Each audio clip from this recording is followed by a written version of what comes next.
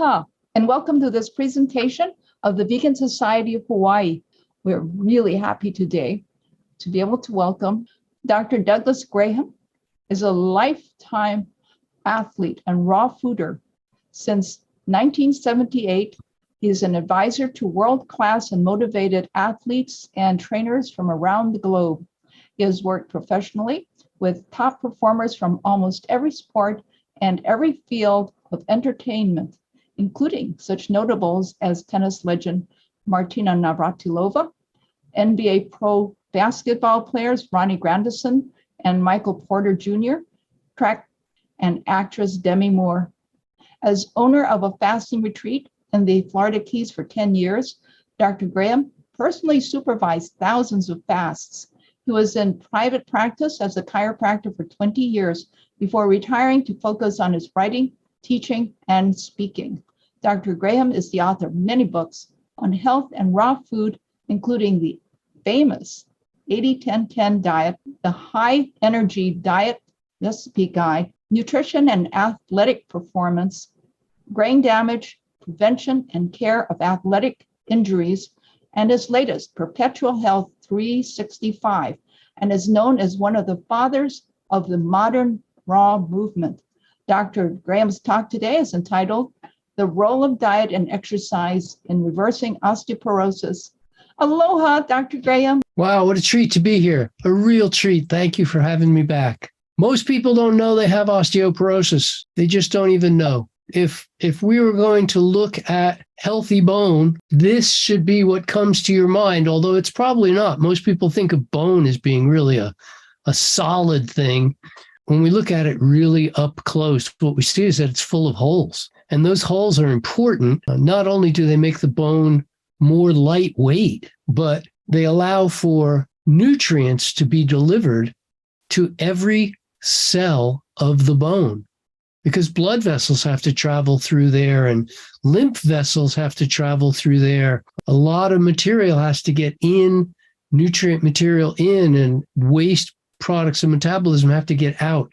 And so there's a system of canals, if you will, that allow for all this flow to happen. But overall, this is considered a pretty strong bone. It's basically a solid bit of material and incredibly strong stuff. When we compare this to osteoporosis, we see something happening that's not super different from what happens in the lungs when the lungs start to deteriorate. In both cases, if you pictured soap bubbles, maybe in a bathtub, the only thing that happens with those soap bubbles is they break. You don't get more, you get fewer, less and less and less, until maybe some of the little bubbles combine into bigger bubbles.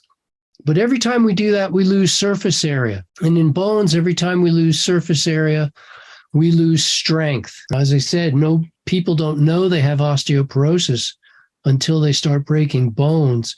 And that's kind of late in the process. So compare that to this osteoporotic bone that basically is barely holding together.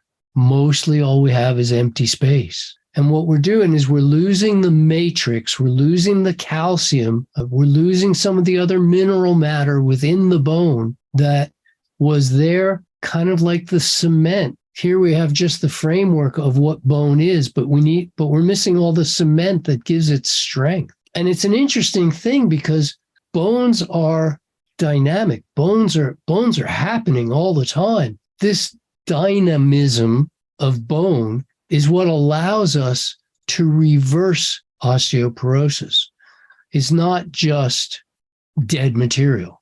Bones are very much alive material. And when we make a bone, as you can see here, it's actually quite strong. This is a vertebra, spinal vertebra. It holds your spine erect. When the bone goes osteoporotic, it loses its integrity, it loses its strength. It's going to eventually be subject to what's called a crushing injury. And the bone itself will crush like an eggshell. And just like Humpty Dumpty, there's no putting that back together again. as opposed to most other bones where we can rebuild bones, because bones being as complex as they are and having all of these parts, the part we're talking about primarily today is just this surface of bone, just the outside portion, what's called compact bone. It's the strength in the spongy bone, the marrow part of the bone. This isn't where the strength lies. The strength is in this compact bone, and that's what we're talking about when we deal with osteoporosis. We're losing calcium from that part. There's a lot going on in bones. They're responsible for so many things. I mean, our blood originates in these long bones. We store fat in these long bones. There's a lot going on in bone, and yet our issue tonight is just about the bones themselves. Could you imagine us without bones? Bones give us shape. They support our movement. They store minerals. Bones protect the organs of every part of our body, with the exception of our abdomen, where we've got multiple layers of muscles. And even that little cavity isn't very big. Virtually everything else is protected by bone. All the important organs protected by bone. As we all know, bones are critical. This is an important slide. Let's pay attention here, okay? Because as I mentioned, bones are dynamic, and they're constantly being broken down by cells called osteoclasts, osteo meaning bone, and they're also being rebuilt by osteoblasts. And we can remember the rebuilding and the blasts. And they actually change shape according to the demands placed upon them, which means that if you're a rower and your exercise is always rowing and you're pulling on the oars all the time, you're going to develop strength on the side of the bones where all that pulling happens in your arms. But if your whole sport was yoga and you were always pushing, there's no pulling in yoga, and all of your activities were pushing activities, then the muscles of the arms that are involved in pushing would need more support from the bone, and the bones would get built up on the pushing side. And if you switched from one activity to the other, you'd actually lose bone on one side, gain bone on the opposite side, because pulling and pushing happens from opposite sides of the same bones. But those osteoblasts are important to us because the osteoblasts form from the original bone cells, what are called undifferentiated bone cells. These osteogens, the gen being the beginning of, right, like in the origin and the genesis of things. So the osteoblasts form from osteogens, and they eventually get embedded in the structure of the bone. And then they form true bone cells known as osteocytes. And that's what we were looking at before. Where are these osteoblasts? As I've hinted, they're at the inside of the bone lining and the outside of the bone lining. This is where we can affect the shape and the strength of the bone itself. Now, the thing that makes bones stronger, the thing that makes the osteoblasts build bone, is called demand. And anytime we place demand on the bone or demand on the muscle, which then places demand on the bone, we'll stimulate osteoblastic activity. That's how it's done. As far as we know, there's no other way to build bone except by stimulating osteoblastic activity through demand. So what counts as a demand? Well, if you clap your hands, you create some shock, and that will help build bony strength in your hands. If you are sitting on a chair on the back of a bouncy bus and you're bouncing up and down a lot, that creates some shock, and that shock will create demand on the bones.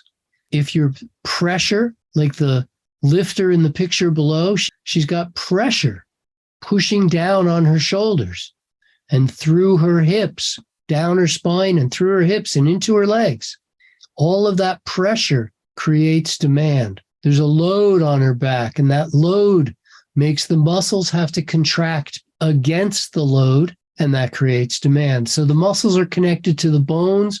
When the muscles work, the bones work. All of this stimulates osteoblastic activity, which is something that we want throughout life. And if it was that simple, none of us would have osteoporosis.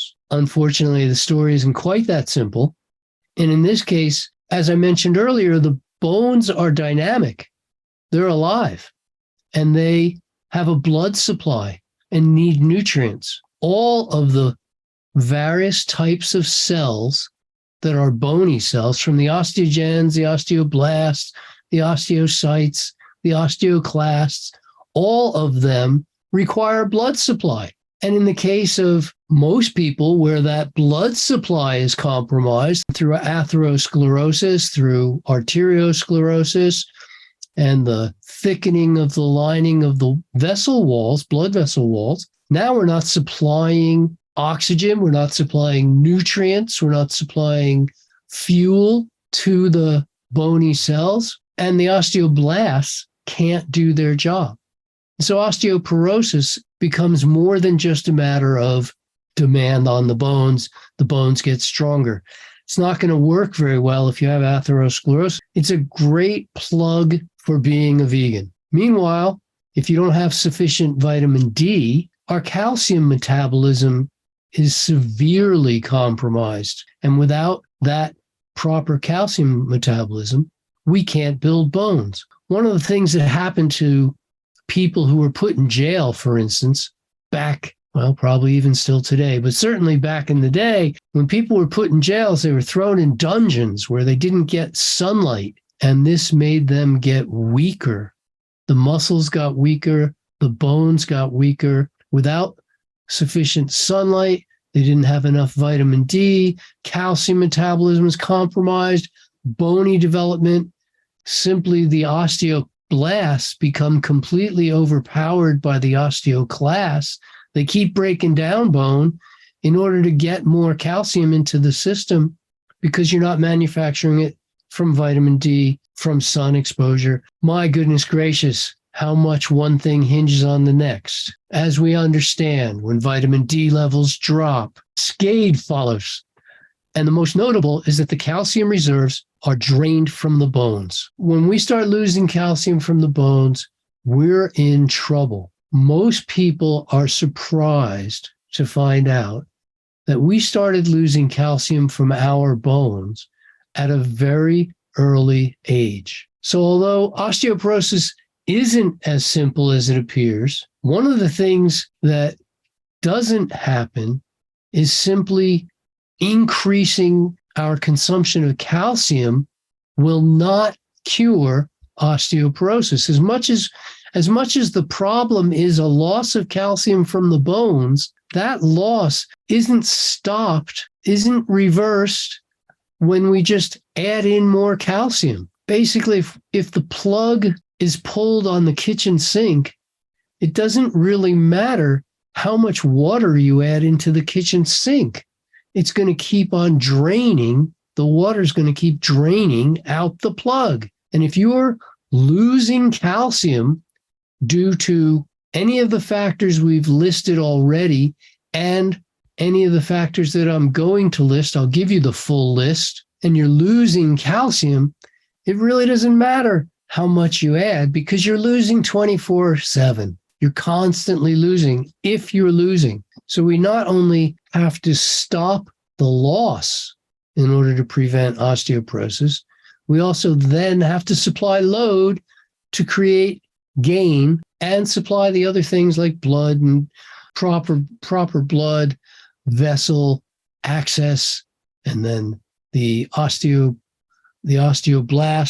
building process, and then on with sufficient demand, and then with sufficient sunlight. It all ties together. We've proven, however, that by adding more calcium, we're not going to solve this problem. One of the very first programs that I ever did on osteoporosis was actually in 1984. And in 1984, a woman called me up and asked if I would do a debate with a Navy nutritionist? And I said, sure, I'll talk to a Navy nutritionist. I'll have that debate. And so we did it over the telephone. And I asked her a question. I said, can you explain to me why the countries in the world that have the highest dairy consumption rates, they're known actually as the dairy belt. And if the countries with the highest dairy consumption, who also have the highest calcium consumption in the world, what would you tell them to do to reverse the fact that they are the exact same countries that have the highest osteoporosis rates? That's a damning bit of information. The highest dairy consuming countries also are the world's highest rates of osteoporosis. And she said, I would tell them to consume more dairy. At which point I realized it was going to be a long day in that debate, because that makes no sense at all. We've proven beyond doubt that adding calcium will not reverse osteoporosis. So what are we going to do? How do we get osteoporosis, and what are we going to do about it? I think it's important to understand how we get it, and we start from a very young age with infants. And infants' bones are as rubbery as Gumby. For those of you who remember Gumby, infants' bones actually bend, and you can watch them sometimes lose their balance and give the illusion of bones bending. And it wasn't an illusion. Their bones actually are rubbery because there's a lot more cartilage in their bone and a lot less calcium. Thank goodness. For anybody who's ever given birth, you wouldn't want the bones to be set in stone with calcium at that point. We want nice, soft bones. But the bones do get stronger as soon as these infants start moving around and creating load. Infants also have more bones than us. They have 300 bones, 3 bones for every 2. And hopefully you understand where the bones go. Where they go is that very often 2 bones combine to make 1. The 3 bones that made up the kneecap turn into 1. The 5 bones that made up the coccyx turn into 1. The 5 bones that made up the sacrum turn into 1.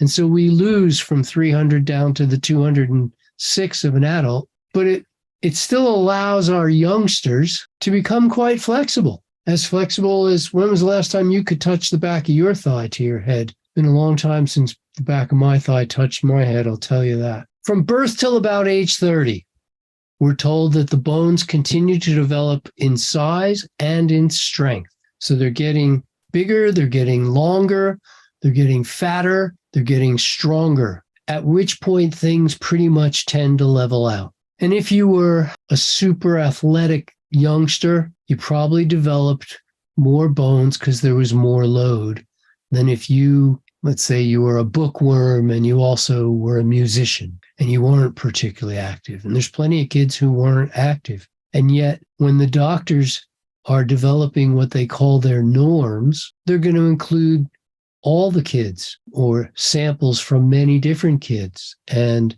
the inactive kids are going to be considered part of the normal. They're going to get into that average, meaning that the level that we're talking about for bone strength actually isn't as high as it could be. The standard isn't as high as it could be. In fact, once we start merging bones, the bones get stronger from these merges because the muscles only attach to these major bones. When you didn't have 5 different muscles go into 5 different coccygeal groups, now that's all one, or different muscles for each part of the kneecap until it turned into one. We didn't have the strength that you have once they turn into one solid bone, but we also give up flexibility in the process. So we gain leverage, we lose flexibility, and by gaining that leverage, we put the bones at more risk to breaking. Now, fortunately, the bones are getting stronger, and so they become a little less likely to break. But all of that hopefully leaves you saying, well, yeah, okay, so what's the big deal? Why are we still talking about osteoporosis if the bones get stronger naturally? All we had to do is be active and be relatively healthy vegans. Well, I'm making a big deal about it because although most young people are not diagnosed with osteoporosis, we're now seeing women in their 70s being diagnosed with osteoporosis at a rate beyond 50%. We could, for all practical purposes, say practically everyone has osteoporosis to some degree. If it's not full-blown osteoporosis, there's a minimal side to osteoporosis, the beginnings of it, that's known as osteopenia. And those women who don't have full-blown osteoporosis will show osteopenia. And so I'm going to explain why I think every woman over 40 should have a bone density test. And I wouldn't be against women even younger than that having bone density tests if they have participated in some of the risk factors for osteoporosis, which we will get to. As I mentioned once, the standard for healthy bone density is actually set to an extremely low level. It's not as high as it could be, or I believe should be, because we don't just take the active 30-year-olds. We don't just take the athletes. We don't just take the strong kids. When we develop this standard, we look at 10,000 people and average out their bone density and call that the standard and say, okay, they didn't have osteoporosis, therefore their bones are strong enough. Well, in fact, several problems with that exist. And one of them is that the healthiest of the healthy people don't tend to go to doctors very often. And so they couldn't use the healthiest of the healthy people when setting their standards. And when we understand that bone density is affected by our lifestyle, we have to look at how did we live as kids? If all of this bone density that was supposed to be developed at ages 1 to 30 actually happened, well, then the fact that we eat poorly, everything in the picture robs bone density. Everything in the picture drains calcium from our bones. That soft drink in the background has 30 times as much phosphorus as it does calcium. In our blood, we're supposed to see twice as much calcium in our diet as we do phosphorus. So what's in that soft drink is actually 60 times reversed the calcium to phosphorus level. In other words, for every little bit of phosphorus in that drink, it's going to pull 60 units, if you will, of calcium out of our bone. It's tremendously draining. Anybody that's ever seen pictures of bones disappearing when they're soaked in cola drinks, bones will soften and eventually disappear. We've seen people put teeth in soft drinks and they'll disappear within a matter of days. The calcium is literally sucked out of the bones. At the same time, I'll show you a list in a moment, and every single lifestyle risk factor that we know of, children participate in. They literally do everything that makes for weaker bones. This means that although we're developing bony strength from 0 to 30, children actually aren't developing the bone strength that we would hope they develop, that they would develop were they raised healthfully. Meaning there's not a child on a Western diet that could possibly have what we would like to consider to be normal bone density. They have to have lighter than normal bone density, simply due to the lifestyle factors. When we set a standard for the average 28-year-old, that standard is incredibly low. Their bone density is compromised. What are some of the factors and how do they affect us? Well, on average, what we're seeing from people is a calcium loss from the bones at about 1 or more % annually. For people who don't have runaway problems, for people who do have the risk factors that we'll list, then that 1% can go to 2, 3, even 4% of calcium loss per year. At that point, you're going to run out of calcium long before you get old, and osteoporosis is going to be the problem. So what happens? According to the medical people who look at the averages, they can tell us who is at risk, just who they are and what they did or what they inherited. We tend to see white and Asian women over 50. These people are most at risk of osteoporosis of any group. If you're postmenopausal, you're at the highest risk. The hormones help us with bone density for sure, but we're supposed to become postmenopausal. And just because you're postmenopausal doesn't mean you have to have osteoporosis. If our testosterone levels go low, guys, we're going to end up with weaker bones, among other problems. And it's easy to raise testosterone levels. If you are or were a smoker, if you are or were a drinker, every cigarette,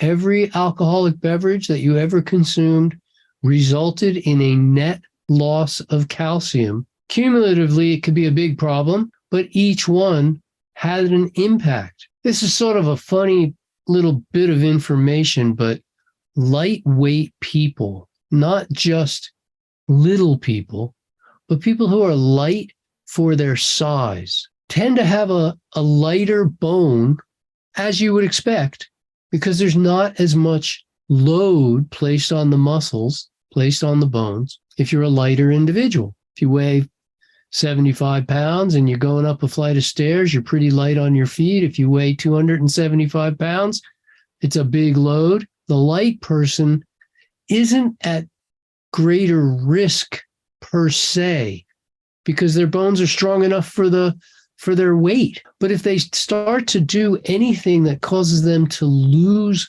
bone mass, they don't have much bone mass to lose before they get into big trouble. If you've had bariatric surgery, you are flirting with bone density problems. Anyone who doesn't know what bariatric surgery is, these are surgeries involved in your weight loss issues, not only the drugs that you'll end up on, but the actual procedures themselves leave you in risk factors. So if there's a genetic predisposition that you come from a family of people who had hip fractures, it could be that your genetics tend to leave you as a lightweight group of people. And so you have lightweight bones. It could be that your grandma and your mom and yourself all ate similarly, and we can't really blame the hip fracture on bone size as much as just the diet itself or the lifestyle. Now, if we're listening to the conventional view, people with kidney failure, inflammatory bowel disease, rheumatoid arthritis, all of these things can result, liver disease, even eating disorders that tend to make you very lightweight individual. Any of those things can and will lead towards osteoporosis. You're going to lose bone density. And if you're on a wide variety of corticosteroids, thyroid hormone replacement, immunosuppressants, warfarin, lots of different drugs will drain the calcium from our bones. Not a pretty picture. And maybe none of those apply to you, but we have just lifestyle factors that we all participate in. And as I mentioned earlier, we have to have sufficient sunlight, or you are at risk. If we don't have a proper diet and we start consuming dairy, I mean, it's great for a baby cow. And I know I'm, at least to some degree here, lecturing to the choir, but if you're still consuming dairy at all, please recognize that every dose is draining calcium from your bones. If you're still drinking alcohol, it's time to stop. 100 years ago, a gentleman by the name of Bernard McFadden, who was a leader in a health movement called Physical Culture, wrote a book, the title of which was Weakness is a Crime. Back in the day, when he wrote that book, his thought about weakness being a crime just had to do with our basic functionality, but our ability to help each other. But now we see that being weak also puts you at risk for osteoporosis.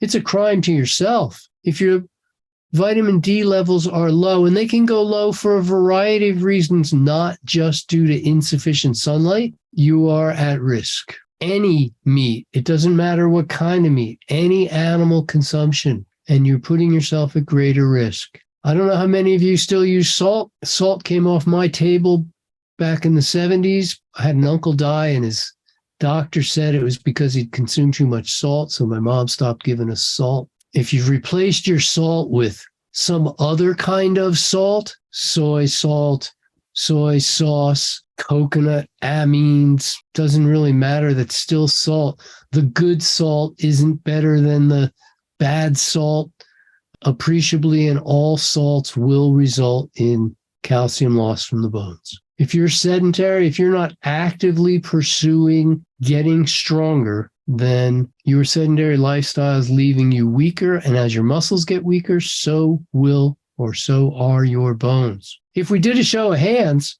and said, hey, folks, how many people here would like to be stronger 5 or 10 years from now than you are now? I would think practically everybody would say, oh, yes, I'd like to be stronger 5 or 10 years from now than I am now. And that would be a good thing in terms of your risk of osteoporosis. The bad news is there's no strength fairy. Strength isn't going to attack you. If you're not actively pursuing your strength, then you're getting weaker. And I'll talk about how to get stronger. Conceivably, somebody could consume insufficient calcium. If you're not eating fruits and vegetables and getting enough calcium that way, and you're not consuming other foods that are calcium dense, and somehow you're just, if you're living on sugar and oil and protein powder, let's say those are your only 3 things you eat is bagged sugar, bottled oil, and protein powder from a can. Well, it's possible to consume insufficient calcium, in which case it puts you at risk. So my conclusion is if you're under 30, your bones are likely weaker than healthy bones should be. The standard is low. And unless you change your lifestyle, you are at risk for developing osteoporosis later in life, which maybe lets out almost all of us tonight. So let's look at the rest of us. If you're over 30, your bones are likely weaker than healthy bones should be. It's the only conclusion I can come to. And unless something changes in your lifestyle, you are currently at risk for developing osteoporosis, or you already have it. So what are we going to do? We're going to have to reverse osteoporosis. And what we saw was a whole list of lifestyle factors that most of us don't participate in. Maybe we used to, and we've grown up and we've become more responsible, and now we're taking responsibility for the way we eat and the way we live, and we're not doing any of those things, and we've gone vegan. Some of us have even gone raw vegan, but we're mostly vegan, and we're patting ourselves on the back. And shouldn't that be enough to reverse the osteoporosis? No, it will not. What it can do, and often does do, is minimize losses, slow the losing process down. But with every decade, especially if you become a little less active than you used to, those dynamic bones of yours are going to respond by becoming weaker, losing calcium, increasing your risk of osteoporosis, even on a vegan diet. So I'm not seeing vegans, even relatively long-term vegans, show me a lot less risk of developing osteoporosis. What we can do is we can slow the loss. We can avoid the risk factors that help or tend towards us losing that bone density. But really, until we do something actively to reverse osteoporosis, slowing the loss isn't enough because our bones are already in a weakened state. As a 30-year-old, bones were already in a weakened state because they weren't strong like they should have been. Had that same 30-year-old been a super active child, had they been a vegan child, had they been off of all drugs, had they not consumed any soft drinks, been exposed to any smoke. There's so many factors, all of which weaken bones. There's no way that any 30-year-old child or 30-year-old adult has bone density as great as what it would have been had they not avoided all those risk factors. To me, this means what we call osteoporosis is actually very advanced osteoporosis. And what we call osteopenia really should be already osteoporosis, because most people's bones are more lightweight than they should be.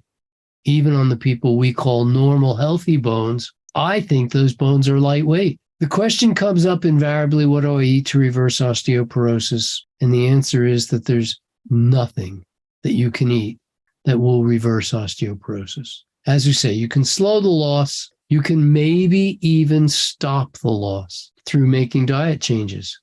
But none of that is going to reverse your osteoporosis. The only way we're going to reverse osteoporosis is for your muscles to become stronger. As your muscles get stronger, your bones will get stronger. I ask a lot of people what do they do to get stronger bones, and they tell me, well, I do yoga. They say, I'm a runner.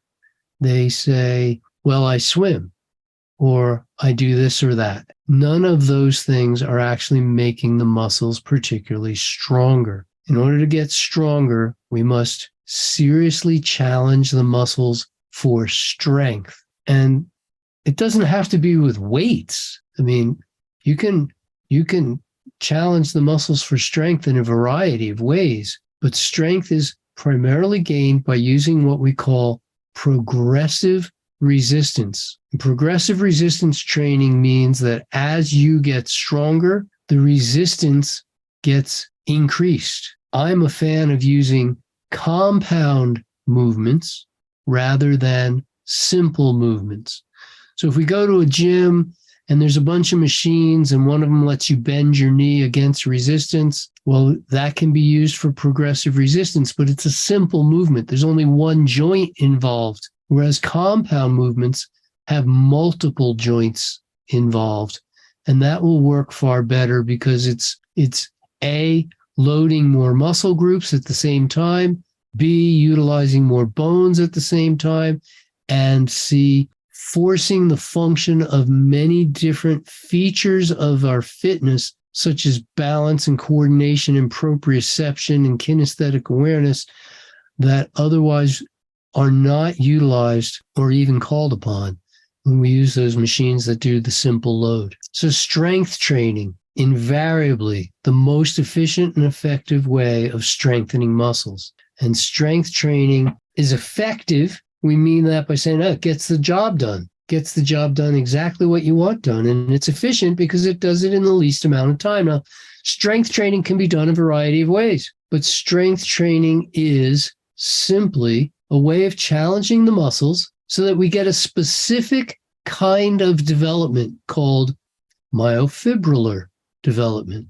A myofibrillar hypertrophy or enlargement or growth, bigger growth than usual, hypertrophy.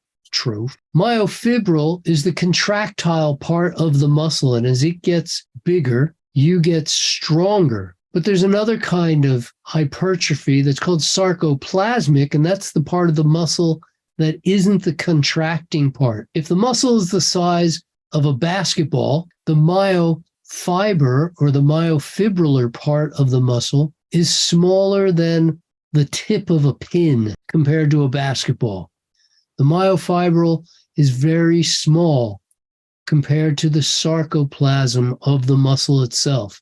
The sarcoplasm being all the fluid that's in each muscle cell. So we don't want bigger muscles, sarcoplasmic hypertrophy, because that just makes you heavier. And if you're heavier, well, then you're weaker. I mean, imagine carrying an extra 100 pounds of muscle up the stairs. So that extra weight doesn't help you get stronger. We want to develop myofibrillar hypertrophy that makes you stronger, while we also do a minimum of sarcoplasmic hypertrophy. So that's strength training, as opposed to bodybuilding or size training. It's a completely different thing.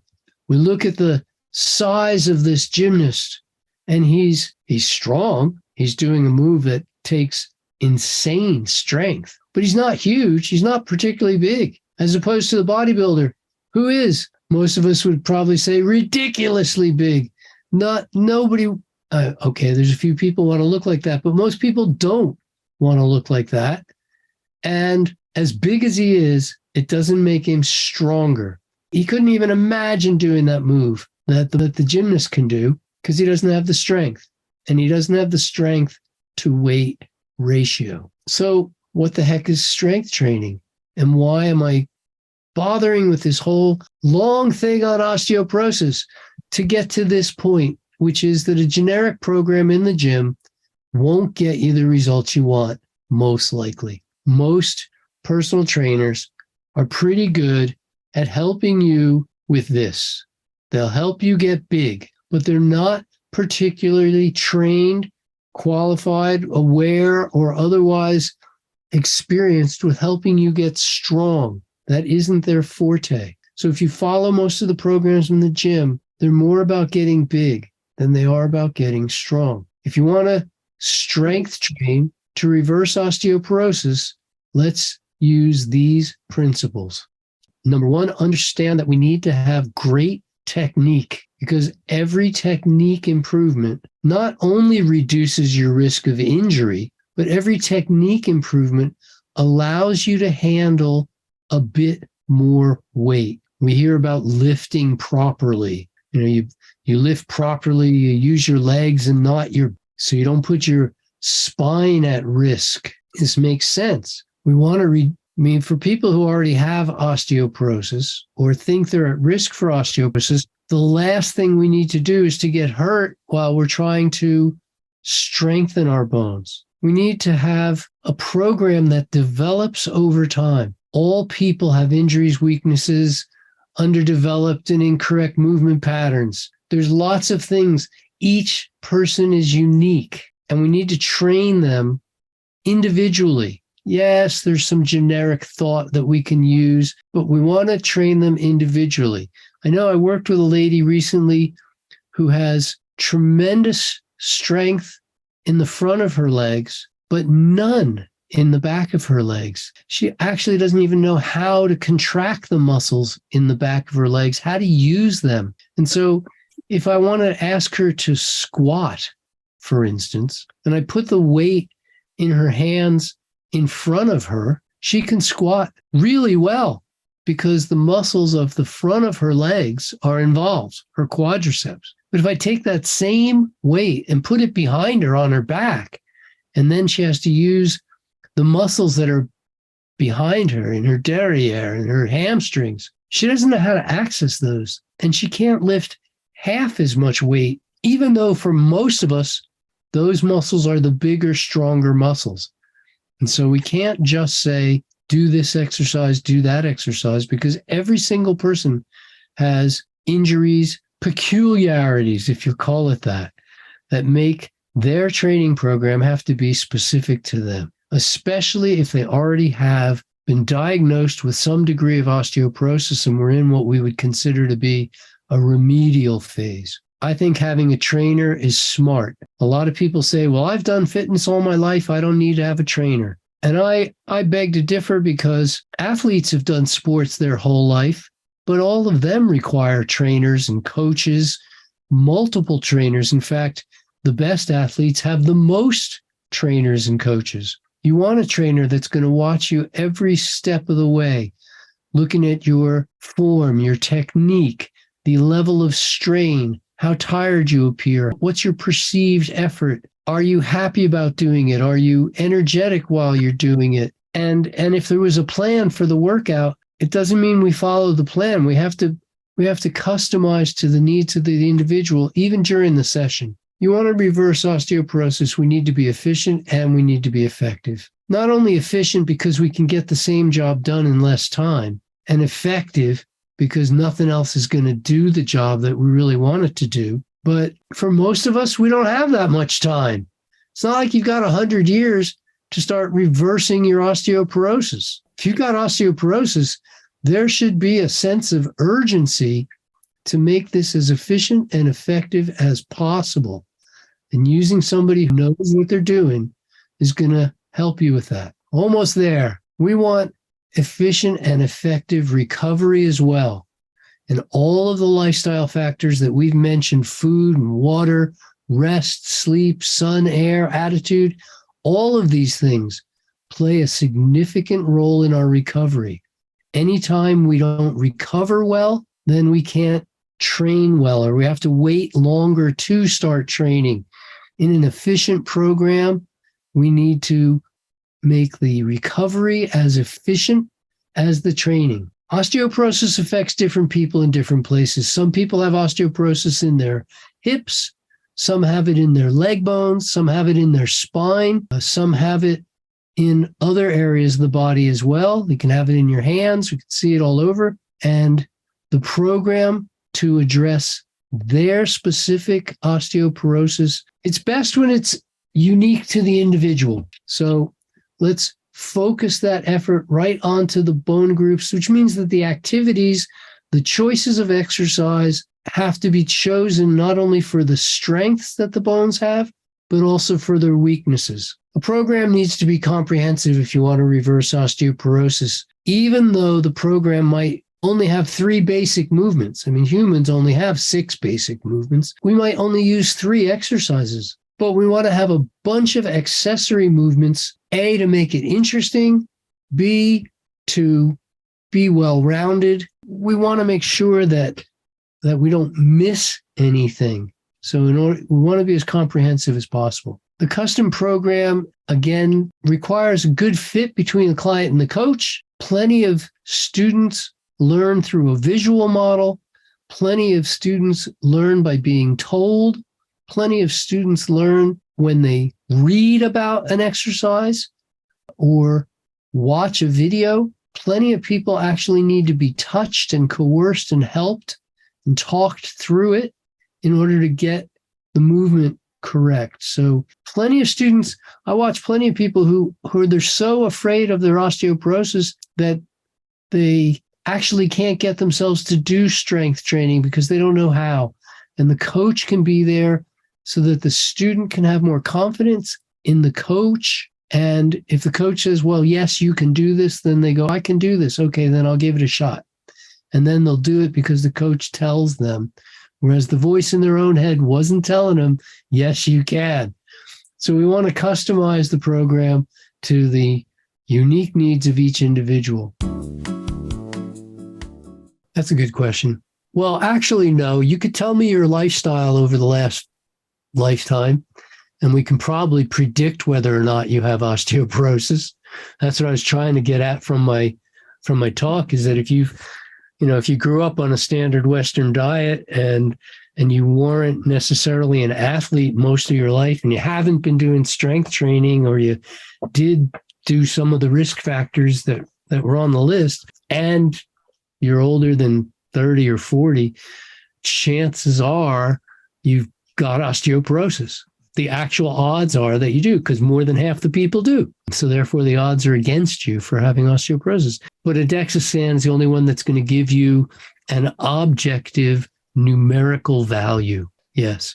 How often to do it? Every 3 to 5 years is really often enough. Things aren't going to change unless you get into some crash situation where, your vitamin D crashed because of a thyroid problem or something else, where you just, you bottomed out, at which point you would start, it's like flushing the toilet on calcium. Otherwise, every 5 years is often enough to give you a pretty good idea of what's going on. You mentioned sunlight as being very important.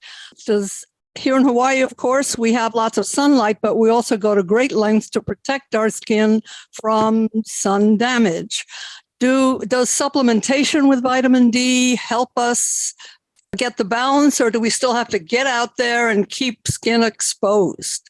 You have to get out there and keep the skin exposed. I agree with you. You do not wish to sunburn. So protect yourself not from sun exposure, but protect yourself from sunburn.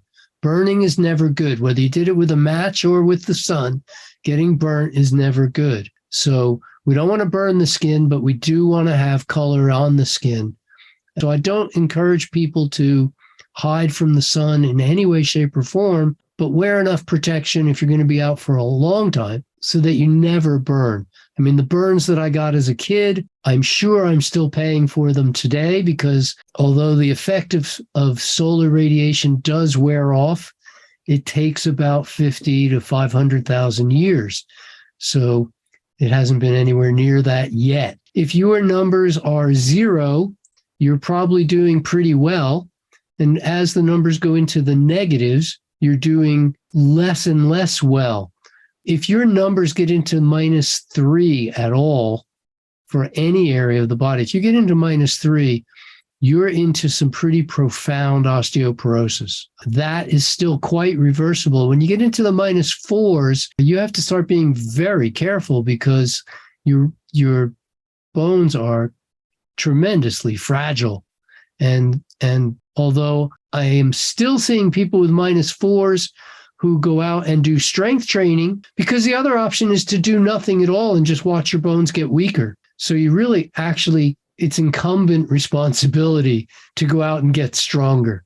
And you can, even if the numbers get to the -4s. Typically for me, if I'm talking about an osteoporosis reversal program, I'm usually saying let's retest in 2 to 3 years.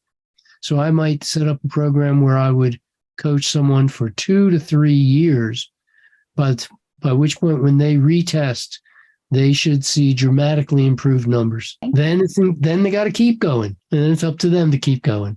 If they want to go with me, fine. If they want to go on their own at that point, fine. Or maybe they've developed a group of friends who are all lifting together. What is strength training? How do I see it?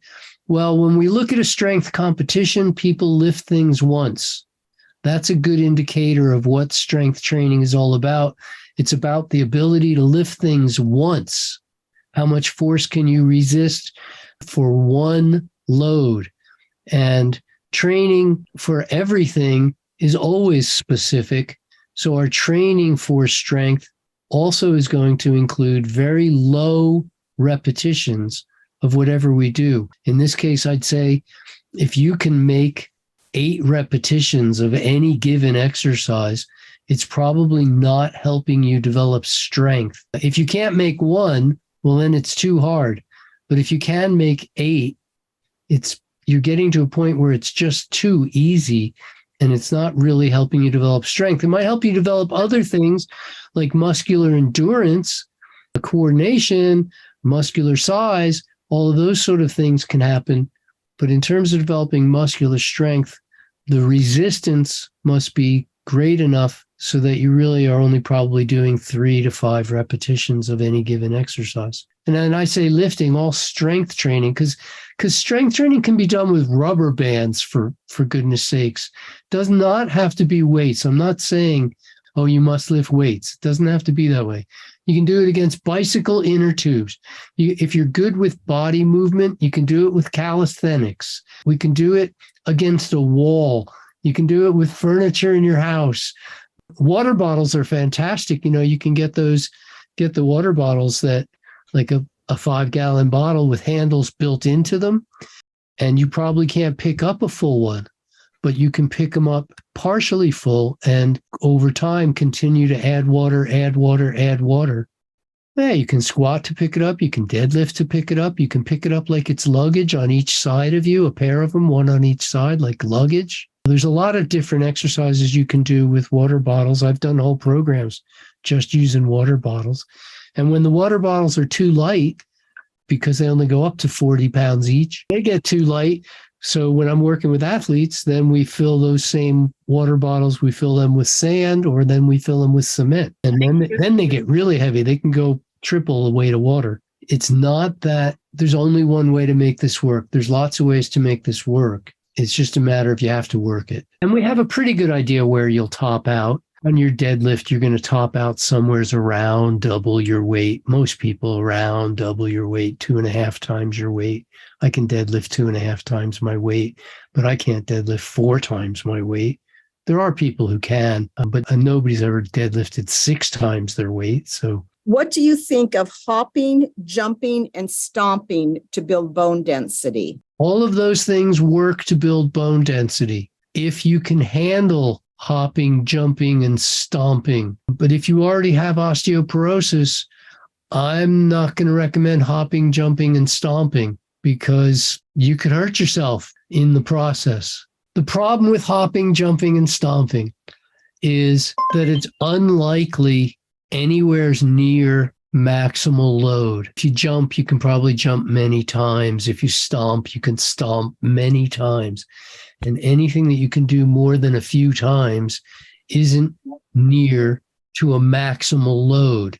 So although the vibration of hopping, jumping, and stomping, clapping your hands together, banging your head against the wall, all of these kind of shock will indeed result in a little bit of bone strengthening. Once it's gotten that little bit stronger, it's not going to keep getting stronger and stronger and stronger. Almost my entire practice is done via Zoom or WhatsApp with clients around the world at this point. Some are professional athletes, some are aspiring amateurs, a tremendous number of men and women with osteoporosis for whom we are reversing the process right as we speak. Some of them are a year or two into the program. Some, I was speaking with one earlier today, a lady today who we started reversing her osteoporosis 6 years ago. And she's done a great job of reversing her osteoporosis. Her numbers are all better.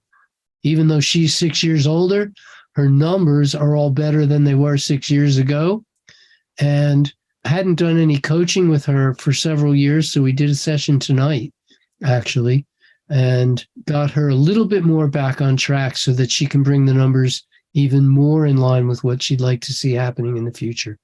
But yeah, I do online coaching from the very simplest of here's what you need to do. In fact, I do a free Zoom call to begin it all here and then talk to you to find out what your needs are. Then I'll send suggestions, 3 different programs from here's what you could do on your own, here's what you could do with a personal trainer, here's what you could do with me or what I could do for you. And I give you options from let's just do one consult, I'll tell you what to do and you're off and running, to I'll coach you every step of the way, all the way through the program. You've got my email. Feel free to reach out. And I just wish you all the very, very best. Be strong, be safe, be smart. Most of all, be responsible and eat more fruit. Thank you so much.